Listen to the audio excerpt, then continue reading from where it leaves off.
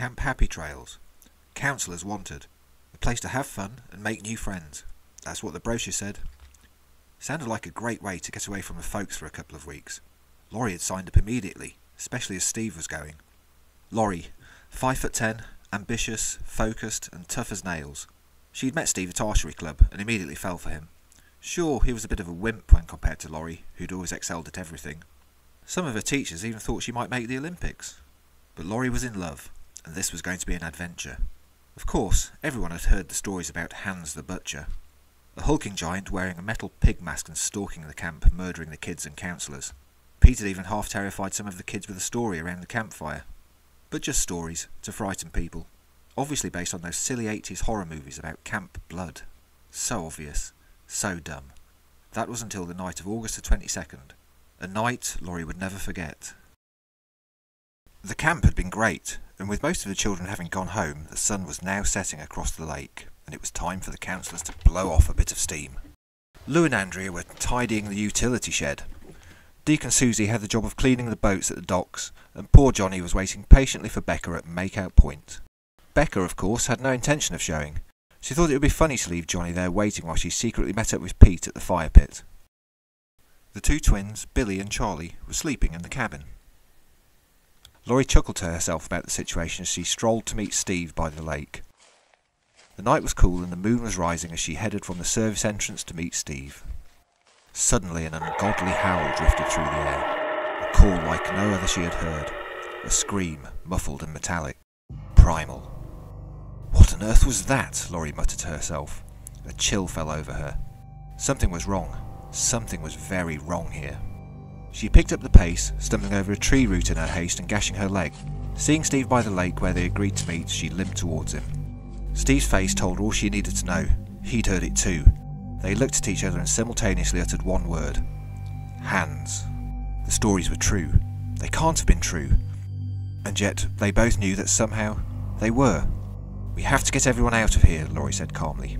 Steve looked at her, wide-eyed and incredulous. Laurie, you can't save us. No one can. We have to go. Now! And with those words he was gone, running towards the service entrance to the camp. Laurie stood there, shocked, angry, and above all, disappointed. He left me. I can't believe he left me. Fine, she thought to herself. Well, Steve, you coward, I guess it's just me then. Looking down at her bleeding leg, Laurie knew this was going to be a problem. She needed to improvise a dressing to stop the bleeding, or it would slow her down. Tearing a strip from her shirt, she bandaged her knee. Better, she thought. At least now I can walk properly. Laurie needed a distraction from the thoughts running through her head. She tried to think. The howl had come from near the dock. Deacon Susie! Laurie had to warn them. But she glanced up and thought she saw a shadowy figure just beyond the boathouse. Tall, thick-set, and oozing menace. Rubbing her eyes, Laurie looked again. Nothing. She headed towards the dock, breaking into a sprint. Steve ran, not looking back. Stupid bitch, he muttered to himself. Thinks she can take on his Hans? She's fucking crazy. Not Steve. No way, man. Steve's out of here. Better to have loved and lost. Out of breath, Steve reached the service entrance. The gates were locked. Fuck, he yelled, pounding on the gates. That stupid bitch has the keys. She's the only one who can get us out. Momentarily he thought about going back for Laurie, telling her he was sorry for running, convincing her to let him out. She'd listened to him. She loved him. No. No way, man. No way am I going back to whatever was making that noise.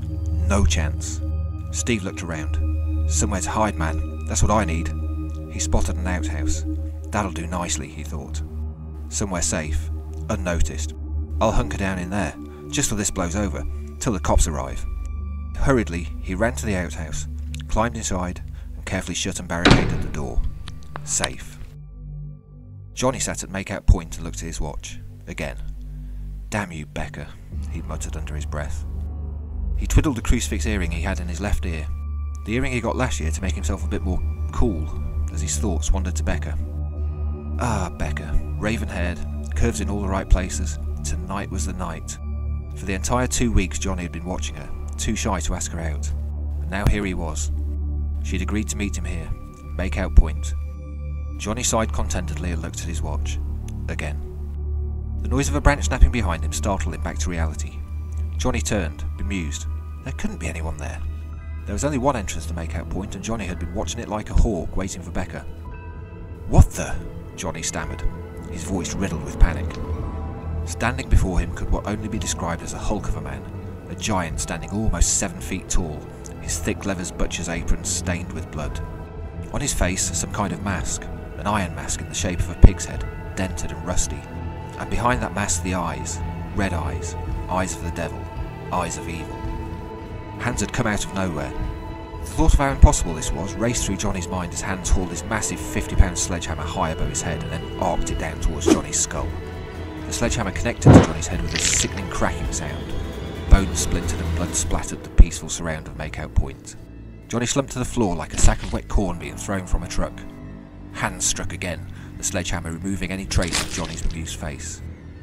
Snorting like a rabid wild boar, Hans lifted the sledgehammer high above his head with both hands and let out a blood-curdling roar which carried across the air like the herald of death.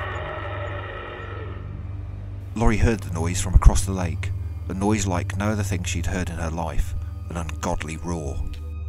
Picking up the pace, she sprinted towards the dock. As she turned the corner, she ran straight into Deke, knocking him to the floor. "Holy hell, Laurie, what was that?" Deke asked as Susie gave him a hand up. "Hans," Laurie shouted. "He's real! He's here!" "Oh, come on, Laurie," Susie interjected. "That's BS. It's just Pete messing around. He always was a dick." "Pete? Oh God, Pete was at the fire pit waiting for Becca." "No, Susie, it's not Pete, I swear. I saw him. Hans, you two have to get out of here." Deke, dusting himself down, turned to look at Laurie and saw the fear in her eyes. "Look, Suze, maybe Laurie's right. I don't think that was Pete. Maybe we should get out of here. Where's Steve?" "Steve ran. He'd left me," Laurie spat. "The bastard. He's on his own now. We have to go. Now!" As Susie opened her mouth to respond, Laurie grabbed her hand, dragging her behind as she headed to the dirt road out of the camp. Deke hurried behind. "Right, get out of here, you two. Go to town and get help. I'm going back for Pete and the others." Susie looked at Laurie, dishevelled and bleeding. "Listen, Laurie, maybe we should all go. Get help. I mean, it's probably a prank, but let's not take any chances. Let's all go." "No, Susie. You and Deke get help. The others won't stand a chance. I'll find them. I can outrun Hans. You know I can. Hey, I'm going to the Olympics, remember?" Susie smiled, or at least tried to. "Okay, Laurie. Good luck." Laurie headed back towards the dock. If that thing she saw was Hans, then he was huge. There was no way she could take him down with her bare hands. She needed a weapon. Maybe there was one there. What a mess, she thought, arriving at the dock. Guess you two didn't get much cleaning done here. Okay, let's focus a little. What do we have? Rummaging through the piles on the dock, Laurie unearthed a hand-drawn old map. Maybe one of the props from the treasure hunt they rang the other day. Okay, an archery bow at the cabins. She knew that already. First aid kit at the utility shed. And an aluminium bat here, somewhere. That'll come in handy. But where was the bat? Frantically tossing piles of items around, none of which looked of any use, Laurie came across a whistle. Subconsciously hanging it round her neck, she continued to rummage for the bat. Nothing. Just about to leave, Laurie glanced over to the boathouse entrance and her eyes were attracted to a reflection of moonlight on metal. "There it is," she shouted aloud. "Maybe things are starting to go my way." Pete sat at the fire pit, the blue and white varsity jacket draped loosely over his shoulders, his mind wandering, thinking of what he and Becca would be getting up to while that poor sap Johnny was waiting at Makeout Point. What a loser. Some strange animals about tonight, he thought to himself, as the sound of a pig snorting and howl drifted through the air. The crash of branches breaking behind him caused him to jump and turn. Laurie burst through the trees for the fire pit, knocking over Pete's beer in her haste. "Holy shit, Laurie, you scared the hell out of me. You look like crap. And what's with the bat?" "Look, Pete, we have to go. You heard that noise, right?" "Yeah, what of it? Wild boar?" "No, it's Hans. He's here." "Oh, fuck you, weirdo. Very funny. I'll have you know that Becca will be here any minute. Ain't no pigman gonna be dragging me away from that. Now do one and find your weirdo boyfriend. Stop trying to spoil my fun." Damn, why are all the boys so obsessed with Becca? "Look, Pete, Becca's gone with Deke and Susie to town. She's not coming," Laurie lied. "She says she'll wait for you in town, at the bar." "You better not be lying to me, Laurie. That bat ain't gonna help you if you are." "I'm not. Now let's go!" Hans stood, silently, listening. The crumpled body of Johnny lay lifeless at his feet. Blood dripped slowly from the iron tusks of his mask, each drop glistening in the moonlight as it fell to the floor. He was hungry. He was always hungry. That's why Mommy gave him the mask, to stop him eating. But it didn't stop him. It couldn't stop him. Nothing could. Always hungry. Always feasting. A dark feast. Piercing noise disturbed him. Rage filled his eyes as he looked round, searching for the source of the sound. More food, he thought as he strode towards the utility shed. Laurie's mind was racing. As Pete headed to town thinking that he was going to meet Becca, Laurie sprinted to the utility shed. She knew Lou and Andrea would be there. The two girls had been inseparable for the entire 2 weeks they'd been at the camp. Love at first sight or something, she supposed. As for Becca, who the hell knew where she was? Laurie sure hoped she hadn't changed her mind and headed to make out Point to meet Johnny. Damn, and the 2 kids left at the cabin. Deal with one thing at a time, she thought to herself as she raced past the dock. She stumbled, the whistle round her neck flicked and caught her in the eye. The whistle! Stopping dead, she put the whistle to her mouth and started to let out several shrill blasts, loud enough to wake the dead. The 2 girls, partly undressed and looking decidedly dishevelled, emerged from the utility shed just as Becca, dressed up to the nines with her bright red lipstick contrasting against her raven hair, rounded the corner from the entrance to make out Point. But Lou, obviously upset about being disturbed from her time with Andrea, was just about to chastise Laurie when she saw the change in Laurie's eyes. Behind Becca emerged a figure so large that the shadow it cast from the moonlight started to engulf the girls like the dusk swallows the daylight. The 3 girls didn't need to turn to see the figure. They ran, following Laurie towards the camp entrance as if the devil himself were behind them, which of course he was. As they reached the entrance, Laurie stopped. Becca turned to her, the tears streaming down her face, leaving tracks of black mascara stains in their wake. "Please God, Laurie, please, come on, let's go, please," Becca sobbed. "No," argued Laurie. "I saw his eyes. He wants me. He's always wanted me." Laurie somehow knew the only way to end this was to confront the monster. "I have to finish this." A new strength washed over her as she steadfastly turned and headed back towards the camp. Time to finish things. Laurie ducked into the docks as Hans rounded the corner, his sledgehammer leaving a bloody trail behind it as he dragged it across the wooden slats of the pier. Creeping into the shadows, Laurie hid, holding her breath. Hans lumbered towards Laurie, stopping feet away from her. Her eyes widened as she noticed something strung to his belt. Laurie immediately recognised the distinctive crucifix earring that Johnny wore attached to the bloody ears strung to Hans's belt. My God, he's taking souvenirs. The thought chilled Laurie to the bone. Poor Johnny. She couldn't save him, nor could she reach the cabin. She silently said a prayer for the kids in the cabin and gripped the aluminium bat, her knuckles whitening as she summoned the strength she needed. Abruptly, Hans turned and strode purposefully away from Laurie, the hammer making a dreadful scraping sound as it dragged across the dock's flagstone floor. Laurie let out a sigh, calmed her mind and focused on the task ahead. She would have to stop him, kill him if she could. He would be back for her, she knew. No point wasting energy chasing him, just let him come to her. She prepared for the showdown to come. That noise, that fucking noise, man, what the fuck was that? Steve thought to himself as he cowered in the outhouse. That bitch hadn't come back for him. Yeah, well fuck her. Fuck her and that slut Becca. Fucking tease. Fuck all of them. How fucking dare they leave him here? It's my only choice, he told himself. Anyone would have done the same as old Steve. Hide. Hide until it's over, man. It's been quiet for the last half hour or so. Maybe it was over. Maybe he could come out. He could try and force the lock on the gate. Or climb over. Get out. Get away from this place. Why the hell did he even come here? Right, that's it, he mumbled. I'm fucking out of here, man. Steve quietly stood. Quiet as a mouse, he inched to the door. Just open it and run, as fast as you can to the fence. He listened. Nothing. All clear. Just reach for the door, open it and run. His hand went out. It was inches from the door when the sledgehammer came crashing through the wood. Steve staggered backwards, a fragment of wood impaling in his left eye, blinding him. With blood streaming down his face, he flailed about in panic, inadvertently landing a pathetic blow to Hans's massive chest. Hans screamed in anger, the steam from the heat of his breath pouring out from beneath his rusty iron mask.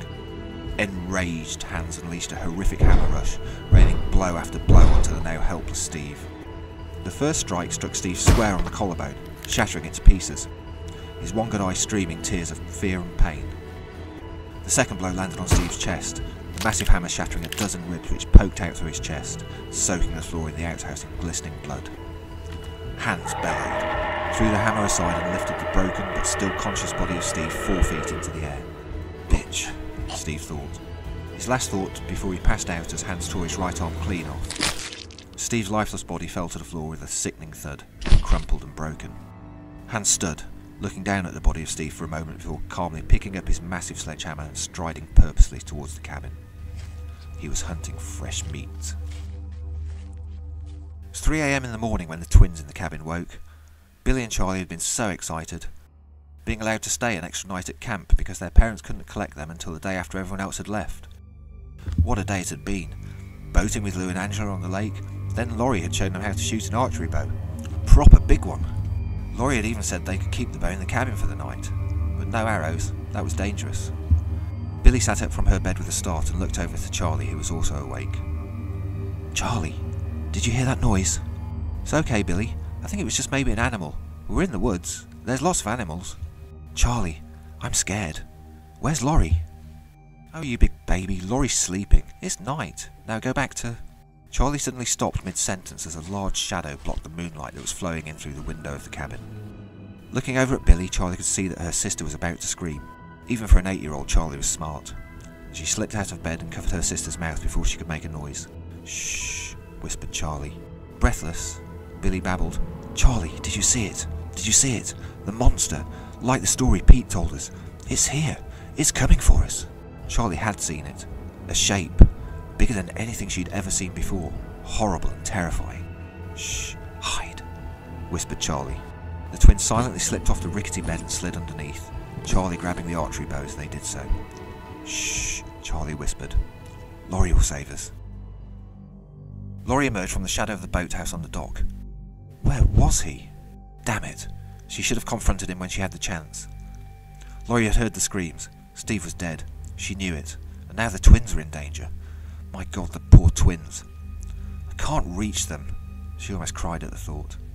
But she'd seen Hans's eyes. Something in them told her that this was between him and her. If she knew it, Hans knew it. She stood square on the dock, the aluminium bat gripped in her hand, confidence coursing through her. She knew the showdown was near, and had time to prepare. She was ready.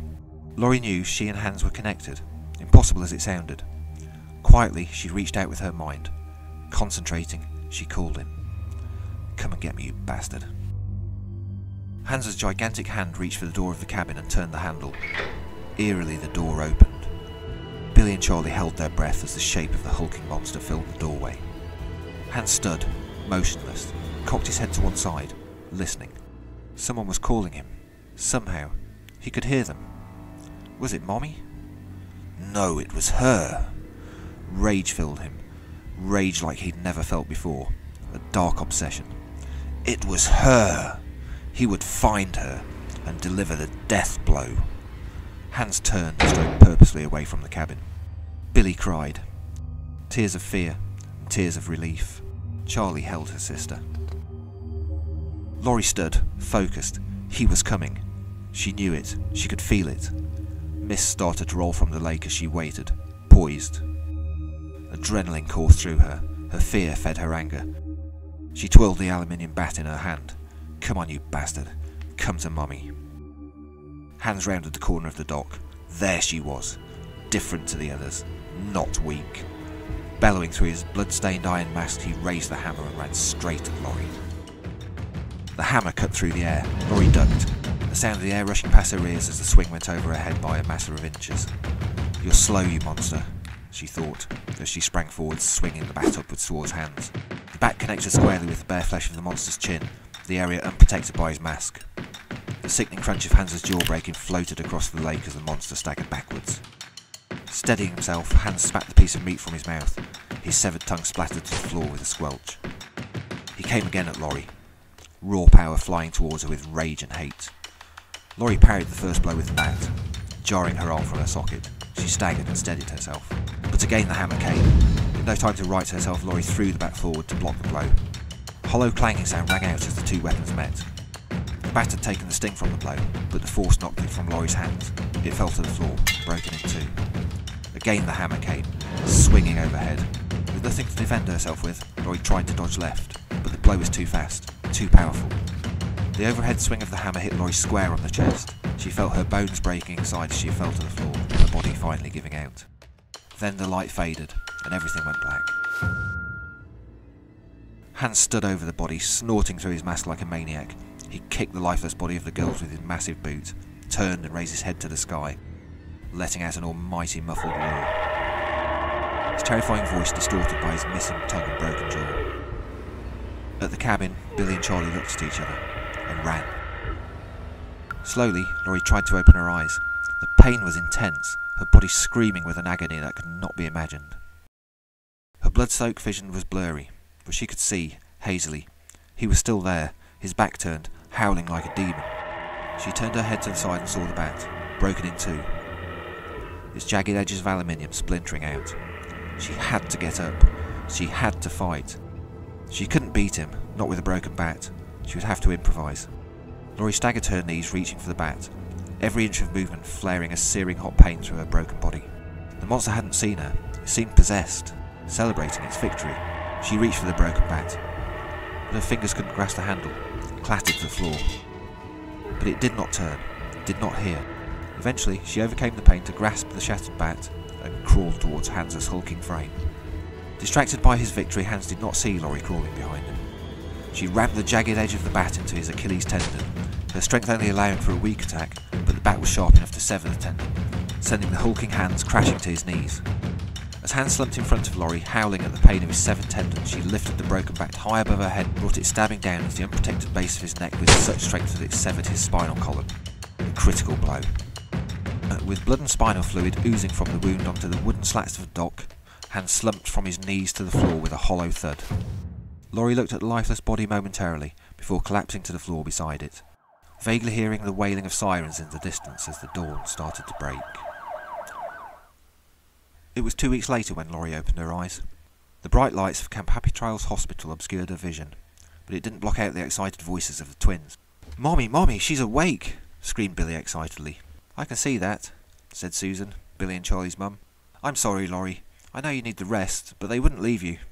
Laurie smiled. "Now come on, you two. Laurie does need her rest. You can see her later."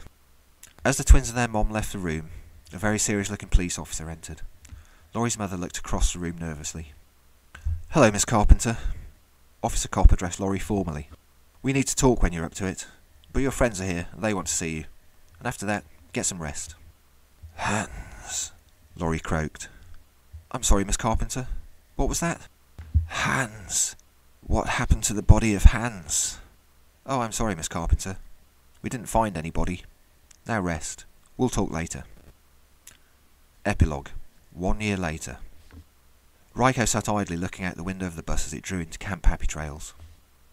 "Can't believe my parents are making me do this," she mumbled to herself. "I can't even believe they're opening this place again so soon after that councillor went berserk and killed all her friends." "What was that?" the skinny, awkward-looking boy next to her said. "Oh, that councillor. The one that was training for the Olympics and flipped. I think they stuck her in Wolf Asylum. Crazy stuff." From the shadows, red eyes watched as the bus drew to a stop. He was hungry again.